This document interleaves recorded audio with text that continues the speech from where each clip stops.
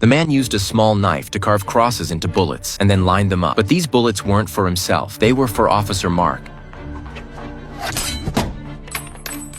The reason for carving crosses was that their next target was vampires. The next day, the two arrived in a small town and found that everyone there had become vampire servants. They had willingly allowed themselves to be infected and lived under the vampire's protection. Since there were servants, there had to be vampires nearby. The two went down into a basement, and just as they spotted a vampire's coffin, more servants surrounded them. Mark rushed forward, ready to fire, but John stopped him. In John's eyes, these lowlifes weren't even worth wasting bullets on. After quickly taking out the servants, John interrogated the last one about the whereabouts of his niece. The servant wasn't scared at all. Instead, he mockingly pointed behind John. The sun was about to set, and nighttime was the vampire's domain. Sure enough, as darkness fell, the vampire pushed open its coffin lid and flew out of the cellar, baring its fangs at the two men. But John didn't flinch. He pulled out a Bible and began chanting a spell.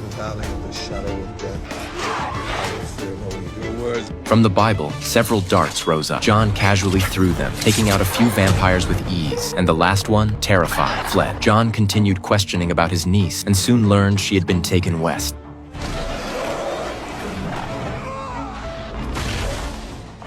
John then lunged and shoved the vampire back into the basement. A shocked Mark quickly raised his gun, but thankfully, it was John who emerged. The next day, the two arrived at the largest vampire nest. During the war, this place had already been cleared by the church. Unexpectedly, John spotted a figure and chased it, discovering it was Annie, a fellow demon hunter. After John left the church, the bishop had sent Annie and 3 other hunters to bring him back. The other 3 had gone to a nearby town to look for him. Just then, a monstrous vampire appeared behind them. It was the guardian of the nest. When John threw several darts at it, they barely affected it, like scratching an itch.